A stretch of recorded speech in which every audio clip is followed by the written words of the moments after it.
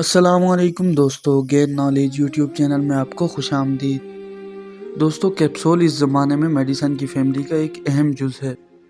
Doctors दवाओं के साथ अक्सर कैप्सूल भी देते हैं। अक्सर लोग ये सोचते हैं कि आखिर कैप्सूल दो रंगों से ही क्यों बनाए जाते हैं। इस वीडियो में हम आपको इसके पीछे छुपी दिलचस्प मालूमात बताएंगे। दोस्तों, कैप्सूल और दवाओं का रंग मरीजों की बीमारी को मद्देनजर रखकर मुंतखब किया जाता है। रंगों का इंसानी नफ्सियात पर गहरा असर होता है, इसीलिए दवाओं का रंग मुंतखब करते हुए ऐसे रंगों को फोकियत दी जाती है जो मरीज को पुरसुकून या खुशी का एहसास दिलाने में मदद करें। इसके अलावा कैप्सूल के अंदर दवा पाउडर की सूरत में भरी जाती है। कैप्सूल के एक हिस्से में दवा भर के दूसरे हिस्से से बंद किया जाता है। कैप्सूल का दवा रखने वाला हिस्सा कंटेनर कहलाता है, जबकि दूसरा हिस्सा कवर कहलाता है।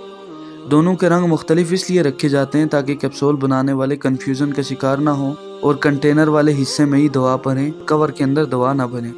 नीले रंग को तिब के शोबे में खास मकाम हासिल है क्योंकि ये सफाई, मालूमात, ताकत और सुकून का असर रखता है।